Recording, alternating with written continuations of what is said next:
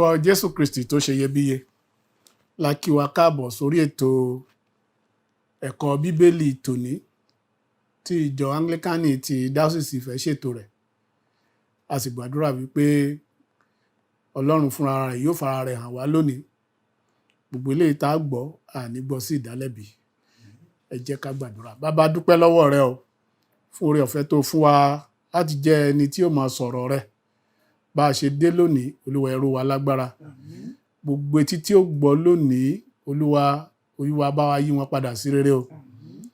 Ẹ̀mí láti so mọ́ Jésù tọkàntọkàn, Olúwa gbé wọ ẹnìkọ̀ọ̀kan kí ìjọba ọ̀run kó lè jèrè fún gbogbo wa. Ní orúkọ Jésù Kristi Olúwa wa.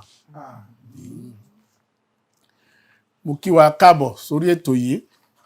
Gẹ́gẹ́ bá a ṣe sọ, àkórí ẹ̀kọ́ wa tá a ti ń bá bọ̀ òun ni pípolongo ìrere Kristi. Kókó ẹ̀kọ́ lónìí òun ni gbígbọ́ràn sí àṣẹ Kristi pọn dandan. Gbígbọ́ràn sí àṣẹ Kristi pọn dandan. Ẹ jáde lọ sínú ọjà. Ẹ jáde lọ sínú ọjà. Mo fẹ́ kí àwọn tí wọ́n bá wa bu ẹ̀kẹ́ lu ọ̀rọ̀ lónìí káàbọ̀ sórí ètò yìí. Màmá wa, Màmá Ọlánìkẹ́, aya Ọ̀kẹ́, ẹ káàbọ̀ sórí ètò yìí o. Ẹ ṣé. Ṣé dáadáa lẹ dé o. A dúpẹ́. Bàbá wa, àlùfáà àgbà, Adéyẹra Adéyẹmọ, ẹ̀yin náà káàbọ̀ sórí ètò yìí o. Ṣé dáadáa lẹ dé o. Ẹ pẹ̀lẹ́ púpọ̀, káàbọ̀ sórí ètò. Èròǹgbà wa lónìí, ká tó lọ síbẹ̀, a fẹ́ gbọ́ ẹ̀kọ́ láti inú ìhìnrere tí a tọwọ́ Mátíù kọ, orí 18 ẹsẹ̀ 19. Màmá wa, Màmá Ọ̀kẹ́, ṣé ẹ bá wa kà ìhìnrere tí a tọwọ́ Mátíù kọ, orí 18 ẹsẹ̀ 19. Kí ló wí? Tí ó kà báyìí pé, nítorí náà ẹ lọ, ẹ máa kọ́ orílẹ̀-èdè gbogbo, kí ẹ sì máa bamtísí wọn ní orúkọ Baba àti ní ti Ọmọ àti ní ti Ẹ̀mí Mímọ́. Àmín. Èròǹgbà láti kọ́ gbogbo Kìrìsìtẹ́nì pé iṣẹ́ ìjèrè ọkàn, iṣẹ́ gbogbo wa ni. Ẹ̀ẹ̀kejì, Kìrìsìtẹ́nì gbọ́dọ̀ ṣetán láti ṣe àfihàn ìpè sí jíjẹ́ mímọ́ rẹ̀ láàárín ọjà. Ìpè sí àti jáde lọ láti pe ọkàn jọ láàárín ọjà. Kìrìsìtẹ́nì gbọ́dọ̀ fi wà hàn láàárín ọjà. IFAARA, Ọlọ́run ti pọ́n ní dandan fún wa láti lọ sí inú ayé, lọ sọ́dọ̀ gbogbo ènìyàn níbi yòówù tí wọ́n lè wà, kí a sọ wọ́n di ọmọlẹ́yìn òun. Jésù ti sọ bẹ́ẹ̀ wípé gbogbo ènìyàn gbọ́dọ̀ di ọmọlẹ́yìn òun. Ká jáde, ká lọ wàásù, kí a baptize wọn ní orúkọ Baba, ti Ọmọ àti ti Ẹ̀mí Mímọ́, kí a sì kọ́ wọn láti máa pa ohun gbogbo tí òun pa láṣẹ mọ́, àti pé òun yóò wà pẹ̀lú wa nígbà gbogbo títí dé òpin ayé. Ìpè yìí kò yọ ibì kankan sílẹ̀ nínú gbogbo ìrìnkèrindò wa nínú ayé.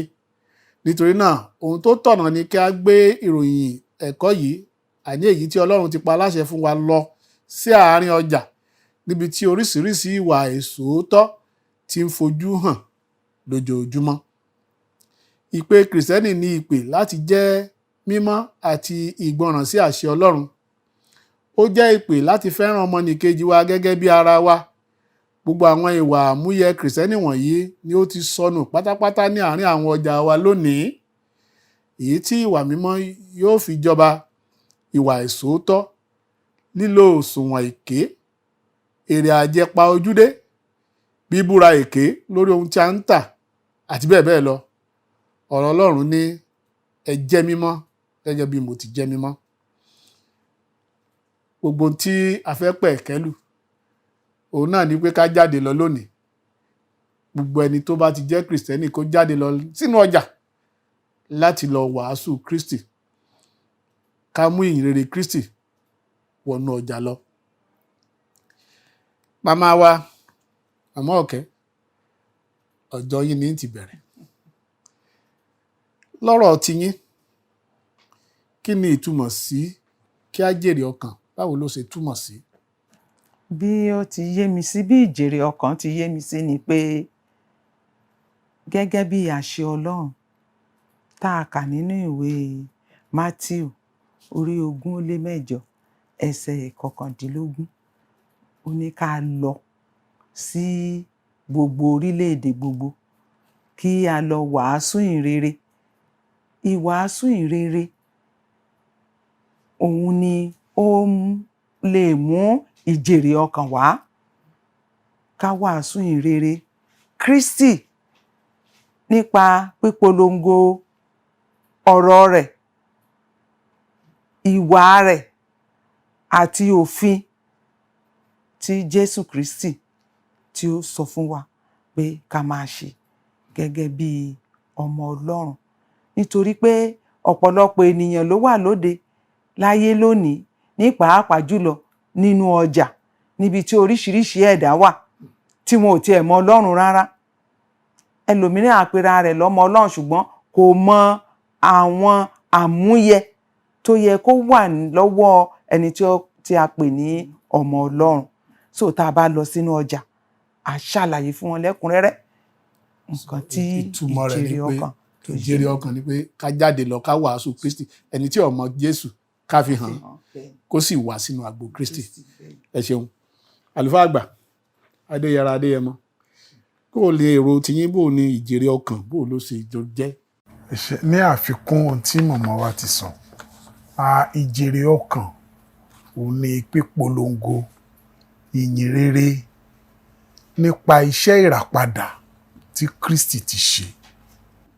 Ká lọ sí gbogbo ayé gẹ́gẹ́ bí àṣẹ tí Ọlọ́run fi fún wa láti lọ sí gbogbo ayé. So ìjèrè ọkàn ni títẹ̀lé àṣẹ tí Kristi fi fún wa láti lọ polongo ìyìn rere, iṣẹ́ ìgbàlà, iṣẹ́ ìràpadà tí Kristi ti ṣe.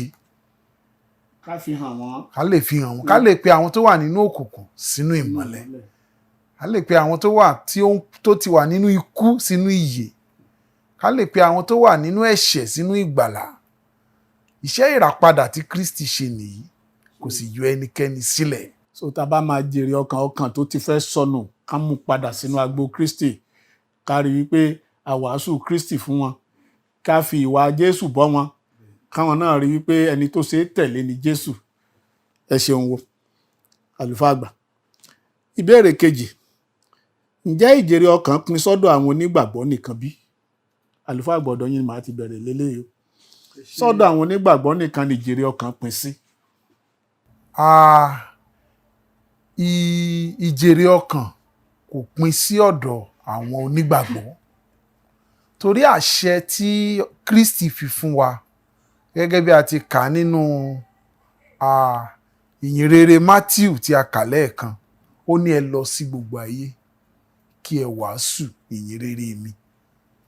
Ìbá ṣe àwọn tá a bí sílé onígbàgbọ́ la bá pàdé nínú ọjà, ìbá ṣe àwọn tí a bí sínú ẹ̀sìn mìíràn la bá pàdé níbi ọjà, ó ní kí a wàásù fún gbogbo wọn nípa ìwà, kò ní ká yọ àwọn kankan sílẹ̀, nípa ìwà àti ìṣe wa, torí irúgbìn ni ìyìn rere Kristi.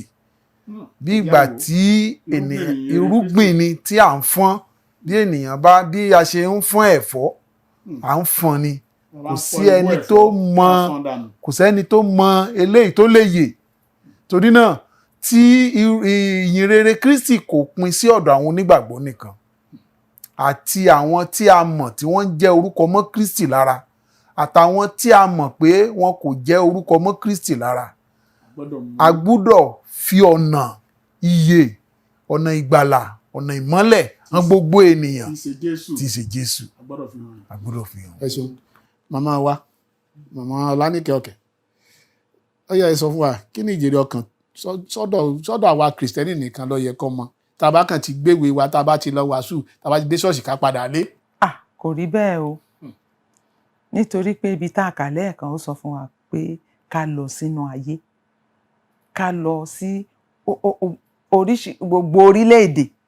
Ó ti pọ́n ní dandan fún wa láti lọ jèrè ọkàn kò yọ ẹnikẹ́ni sílẹ̀ o, ò bá jẹ́ onígbàgbọ́, ìbá jẹ́ lẹ́sìn kejì wa, ìbá jẹ́ àwọn tìbílẹ̀ wa ni, iṣẹ́ ìjèrè ọkàn yẹn òun ni ó jẹ́ ọ̀kan àyà ohun tó jẹ́ ọ̀kan àyà Jésù Kristi tó múmú láyà Jésù tó fi rán wa pé ó pọn dandan fún wa nítorí pé ohun tí Jésù Kristi fi lélẹ̀ ni ibi tó bá iṣẹ́ dé nípa jíjèrè ọkàn káwa náà ká tẹ̀síwájú ká gbé rẹ̀ lé a lórí ká jáde lọ fún gbogbo àgbáyé a gbọ́dọ̀ lọ sọ fún wọn kò yọ ẹnì kankan sílẹ̀ iṣẹ́ tó fi rán wa nìyẹn. ilé ìtìjọ́ta wa rárá o ọ̀tá Kristẹni ní káfíńdẹ̀ sí tiẹ̀ ọmọ bá tiẹ̀ lọ. àwọn ò gbọ́dọ̀ ṣe bẹ́ẹ̀. a gbọ́dọ̀ ṣe bẹ́ẹ̀ gbogbo ènìyàn gbogbo orílẹ̀-èdè la gbọ́dọ̀ pè wá sínú agbo Kristi. kọ́lọ́run kó ràn wá lọ́wọ́. bára láti ṣe bẹ́ẹ̀ gẹ́gẹ́ Ọlọ́run á fi fún wa. àmín. ẹ jẹ́ ń béèrè ìbéèrè yìí lọ́wọ́ wa.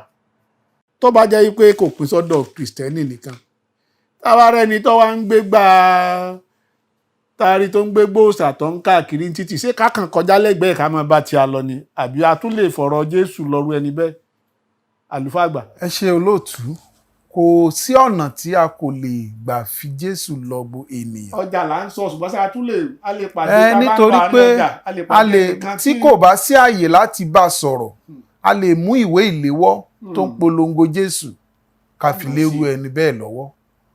àìmọye ìgbà tó jẹ́ pé tá a bá ń lọ lórí títì a máa ń fi fún àwọn ọlọ́pàá táwọn bá lẹ́gbẹ̀ẹ́ títì torí pé kò sẹ́ni tó mọ ọ̀nà tí Ọlọ́run lè bá ẹnikẹ́ni pàdé bàbá dọ́gba ẹ̀wọ̀n táàráyé wàásù à ń fi ìwé ìléwọ́ torí ẹ̀rí wà káàkiri àgbáyé irúfẹ́ àwọn ènìyàn tán ti pasẹ̀ àwọn ìwé ìléwọ́ bẹ́ẹ̀ bá Jésù pàdé torí náà kò pín sọ́dọ̀ onígbàgbọ́ nìkan ẹnikẹ́ni tí a bá pàdé tá a ní àyè láti bá sọ̀rọ̀ a lè fìwé ìléwọ́ lé lọ́wọ́. màmá Ọlánìkẹ́ Ọ̀kẹ́ torí obìnrin yín ni yín mo fẹ́ ṣe béèrè kó ẹsẹ̀ yìí lọ́wọ́ yín ṣé láàrin ọjà ibi tó ṣe gutugutugutugutu táwọn èèyàn ò ní láyè láti ní sùúrù láti gbọ́n tá a bá ń wí kí la lè ṣe. olóòtú ẹ ṣe ohun tá a lè ṣe pọ̀ ìwà wa gan ó wàásù Jésù ìwà tá à ń wù níbo la fìfẹ́ sí bóyá ẹni yẹn ti ẹ̀gbọ́n ọmọ pọ̀n sẹ́yìn orí ọmọ wa ṣe bákan ọmọ ti sùn tọrùn ti màmá ó bá tú ọrùn ọmọ yẹn ṣe ṣọmọ yìí dáadáa orí ọmọ yẹn ṣe bákan ìfẹ́ nìyẹn ẹni tí ó bá nífẹ̀ẹ́ kí ló kàn yóò kàn kọjá lọ ni orí ìbá àwọ̀ kí ni títí ẹ̀ ṣùgbọ́n nípa ìwà wa ìṣe wa àti ìfẹ́ láàrin ọjà bíi ká ní ṣọ́ọ̀bù sẹ́gbẹ̀ẹ́ ẹnìkan kó o fìfẹ́ hàn sí kó o gbàdúrà fún gbogbo àwa tá a wà níbí o lórúkọ Jésù léni o àótá o ajé ó wọgbá o ṣùgbọ́n kì í ṣe pé àwọn oníkinní kan títí dé tó bẹ̀rẹ̀ sí sọ̀sọ̀kúsọ tó ń búyàn kò lè wàásù Jésù bẹ́yẹn kò tiẹ̀ lè wàásù kan tiẹ̀ gbọ́ wọ́n ní ta ni ẹni tó jẹ́ pé yọ́mọ̀ ṣe pè ní wọ́n ní bọ́ tiẹ̀ ṣùgbọ́n tá a bá nífẹ̀ẹ́ a ó fi ìfẹ́ yẹn a ó fi jèrè ọkàn fún Jésù a wàásù yìn rere yàtọ̀ sí yẹn gan kéèyàn fẹ́ràn èèyàn kéèyàn súnmọ́yàn kó sọ̀rọ̀ kó fanimọ́ra a wàásù yìn rere ni a wàásù yìn rere dẹ̀ níbikíbi tá a bá tiẹ̀ bára wa gan ẹ jẹ́ káwọn èèyàn mọ̀ pé ọmọ Ọlọ́run ni wá ìyẹn ṣe pàtàkì irú aṣọ wo gan là ń wọ̀ ṣe tó fara lẹ̀ ni. ebi nínú ọjà téèyàn bá ń ta aṣọ tó bá faṣọ tó fara lẹ̀ ibẹ̀ wọ́n máa rọ́. bẹ́ẹ̀ ni kò polongo Jésù kò fi hàn pé ọmọ Ọlọ́run tòótọ́ là wá ń ṣe. àwọn aṣọ tó fi gbogbo ara lẹ̀ pàápàá láàárín ẹ̀yin obìnrin lọ́jà. bẹ́ẹ̀ ni ṣùgbọ́n kò rí bẹ́ẹ̀ kò polongo Jésù rárá. ẹni tó fẹ́ jèrè ọkàn fún Kristi. ẹni tó fẹ́ jèrè ọkàn fún Kristi gbogbo nǹkan ni ó máa ṣe déédéé òun gangan yóò jẹ́ káwọn yóò fi sọ́kàn pé mo mọ̀ fẹ́ jèrè ọkàn fún Jésù onírú ìwà tí èèyàn gbúdọ̀ máa wù. dẹ́n yàtọ̀ sí yẹn gan nígbà míì ẹlòmíì lè níṣòro wá sọ ìtàn ìgbésí ayé ẹ fún ǹjẹ́ o mọ̀ pé Jésù ló ràn mí lọ́wọ́ bẹ́ẹ̀ ni òun ló mọ̀ ra ayé mi padà òun ló máa ṣàánú fún mi nípa ṣíṣe báyìí pé à ń polongo Jésù ni à ń jèrè ọkàn fún Jésù Olúwa ràn wá lọ́wọ́. bàbá wa àlùfáà àgbà ṣebí tá a bá ti rẹ́ni tá a rí ṣéènì tó gbé kírọ́ọ̀sì sí lọ́rùn sọ́run ó nìkan la lè wàásù fún ọjà kò sí tọ́ka apá àwọn yìí pẹ̀lú àwọn yòókù. rárá olóòtú kò rí bẹ́ẹ̀ kò rí bẹ́ẹ̀ torí pé tó bá ti gbé kírọ́ọ̀sì Jésù sọ́rùn la lè bá sọ̀rọ̀. ohun tí ẹni yẹn gbé sọ́rùn ẹwà lásán ni fashion lásán ló wà fún kò ní ṣe pẹ̀lú ohun tó gbàgbọ́ kò dẹ̀ ní ṣe pẹ̀lú ìgbé ayé ẹ̀ nínú Jésù torí pé Bíbélì wípé nípa ìwà wọn la ó fi mọ̀ wọ́n kì í ṣe nípa ohun tó gbé kọ́rùn. Gbogbo ènìyàn la gbọ́dọ̀ wàásù fún gbogbo ènìyàn la gbọ́dọ̀ pè wá sínú agbo Kristi. Ọlọ́run nínú àánú rẹ̀ yóò máa fún wa ṣe. Àmín. Ẹ wá jẹ́ kí n béèrè o báwo la ṣe lè gbé àwọn ìlànà ìkọ́ni Bíbélì lọ sínú ọjà ìlànà ìkọ́ni Bíbélì báwo la ṣe lè gbé lọ sínú ọjà gbọ̀ngàn ẹ dúró ń bẹ̀rùn a fẹ́ wàásù ṣé bá ṣe máa ṣe náà nù màmá Ọlánìkẹ́ Ọ̀kẹ́ báwo la ṣe lè gbé ìtọ́ni yẹn lọ sínú ọjà. A máa ń pe àwọn kan ní LPO mi kàn mọ fún mi ìtumọ̀ ẹ̀ mọ́ pátápátá ni àwọn yẹn ká ní a fẹ́ wàásù sí wọn báyìí a ti lè lọ sí láì bíi pé a dẹ̀ fẹ́ wá báyìí sọ̀rọ̀ lọ́hùn lọ́la o ní ṣọ́ọ̀pù ẹni tó ń taṣọ ẹ ti ṣe dáadáa sí wọn tó bá di ọjọ́ yẹn àti dé o ṣe mọ̀ pẹ̀lú ẹ̀rín àti ọ̀yàyà a fi máa pè wọ́n jọ àdẹ́ wàásù ọ̀rọ̀ Ọlọ́run fún wọn àti ẹ̀ máa ń ṣe dáadáa ní full gospel àwọn èèyàn àdẹ́ gbọ́ àdẹ́ fún wọn ní tracts àwa sọ fún wọn pé níbi tán ti pe orúkọ Jésù ní òtítọ́ àti òdodo ẹ rí lẹ́gbẹ̀ẹ́ ilé yín ẹ rí ní àdúgbò yín ṣùgbọ́n ibi táwa ti wá Anglican láti wá o Anglican Church Diocese of Ife o tá a bá ti rí eléyìí tó súnmọ́ ẹ̀gbẹ́ ilé yín ẹ lọ síbẹ̀ à ń polongo àwọn olóyìnbó wá ní we are advertising Jesus Christ à ń polongo Jésù nìyẹn. Ẹ ṣeun àlùfáà àgbà bàbá Adéyẹmọ bóò la ṣe lè mú lànà ẹ̀kọ́ Bíbélì dé àárín tí a kàn déédé gbé tébù lẹ́ẹ̀ láàmú lago tàbá gorí kínní láàmú gbé ẹlòmíà gbé kínní sẹ́nu tí ọmọ pariwo hè bóò ló ṣe yẹ ká ṣe. ṣé bàbá wa ìlànà Bíbélì ní àkọ́kọ́ mo fẹ́ kí a kọ́kọ́ gbà pé ìlànà Bíbélì yẹn gan ni Ọlọ́run dúró lé lórí ìlànà tí ó wà nínú Bíbélì òun ni ètò Ọlọ́run pé bóyá ẹ̀yin fẹ́ lọ rajà ní o àbí ẹ̀yin fẹ́ lọ tajà nínú ọjà a gbọ́dọ̀ ní lọ́kàn pé a ní ìlànà Ọlọ́run tí a gbọ́dọ̀ tẹ̀lé bóyá ẹ̀yin gẹ́gẹ́ bí olùtajà nínú ọjà torí oríṣiríṣi àwọn ẹ̀rí ló yí wa ká nípa bí àwọn ènìyàn ṣe ń tajà nínú ọjà ara àwọn èèyàn tó lọ ń ta ọjà ayédèrú nínú ọjà fẹ́ẹ̀kì bẹ́ẹ̀ ni a rí àwọn ènìyàn tán lọ ń ta ọjà tí wọ́n lọ ń rí nǹkan mọ́lẹ̀ nínú ọjà a rí àwọn ènìyàn tán lọ ń gba oríṣiríṣi agbára oògùn ní káàkiri kọjá wọn lè máa tà ara àwọn èèyàn tán fi owó ayédèrú lọ rajà nínú ọjà tádà àwọn ènìyàn ní gbèsè torí náà ìlànà Bíbélì ní ìpinnu Ọlọ́run àti ráwọn ènìyàn tó ń já òṣùwọ̀n wọn nídìí ara àwọn èèyàn tó ń yọ kándù sínú òṣùwọ̀n ara àwọn èèyàn tó ń ju òṣùwọ̀n sínú omi gbóná ara àwọn èèyàn tó ń ki ibi àwọn tó ń ta àpò ráìsì tó jẹ́ pé ẹ̀rí fi dá wa lójú pé nínú àpò ráìsì wọn ẹlòmíà ti yọ kó bí owó 2 mẹ́ta kúrò mẹ́kan tó ràn padà wọn ti yọ torí náà ṣùgbọ́n bá a sì ṣe wá ń sọ gbogbo àwọn awúrúju wọ̀nyí a rí àwọn ènìyàn kan lọ́jà tó jẹ́ pé àwọn èèyàn ní ìgbàgbọ́ nínú ọjà wọn pé tẹ́ bá dọ́dọ̀ ìyá lágbájá òṣùwọ̀n rẹ̀ kò ní dín tẹ́ bá dé ọ̀dọ̀ ìyá lágbájá kò ní jẹ èrè àjẹjù a ní àwọn ènìyàn tán a ní ẹ̀rí wọn láàrin ọjà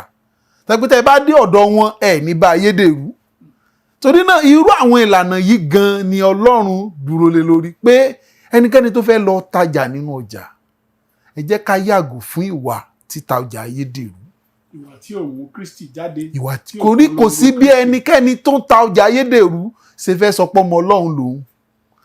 Kò sí bí ẹnikẹ́ni tó ń yọ òṣùwọ̀n tó ń dín òṣùwọ̀n tó ti fẹ́ sọ pé òun pé ọmọ Ọlọ́run lòun. Kò sí bí ẹnikẹ́ni tó lọ ń fi owó ayédèrú lọ rajà tàbí ẹni tó ń rí oògùn mọ́lẹ̀ kí èrò lè máa pọ̀ ní ṣọ́ọ̀bù ẹ̀ tó lè sọ pé ọmọ Ọlọ́run lòun, tàbí ẹni tó ń sọ àsorọ̀, tàbí ẹni tó ń fi àfọ̀ṣẹ tajà oríṣiríṣi, tàbí ẹni tó ń fi òrùka. Àwọn nǹkan wọ̀nyí kò ṣe àfihàn pé ọmọ Ọlọ́run lènìyàn. Torí náà ìlànà tí Bíbélì pa láṣẹ fún wa láti mú lọ sínú ọjà ní àwọn ìwà àti ìṣe tó jẹ́ ìtẹ́wọ́gbà lọ́dọ̀ Ọlọ́run. Àwọn ìwà àti ìṣe Jésù. Bẹ́ẹ̀ni. Bá a ṣe mọ̀mọ́ ló yẹ ká máa wò. Òtítọ́, ìgbẹ́kẹ̀lé nínú ọjà wa. Ẹ ṣeun. Fún ẹ̀yin tẹ́ ń gbọ́ wa nílé tàbí tẹ́ ń wò wá, bẹ́ẹ̀ bá fẹ́ bá wa dá sọ̀rọ̀ yìí, WhatsApp number wa ní 08147194733. Lẹ́ẹ̀kan sí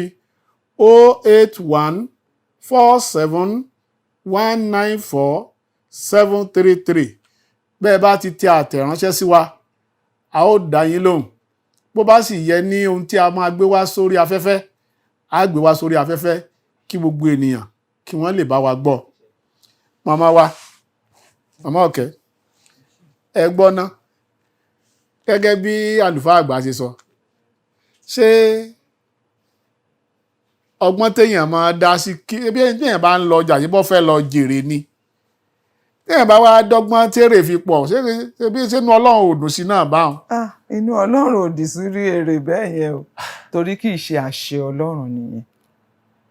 Gẹ́gẹ́ bí Kristẹni ni o, èèyàn gbọ́dọ̀ jẹ́ kí irú ẹ̀ ṣẹlẹ̀ lọ́dọ̀ tòun. Kò tiẹ̀ polongo Jésù rárá, torí pé irú ìwà tá à ń sọ yìí ìwà tó burú jáì ni. Èké ni, òṣùwọ̀n èké kò lérè inú. Ọlọ́run á ràn wá lọ́wọ́. Àmín. Mo gbọ́ tí àlùfáà àgbà sọ lẹ́ẹ̀kan, àlùfáà Adéyẹmọ tó sọ wípé ìwà wa yóò wàásù Jésù. Bẹ́ẹ̀ni.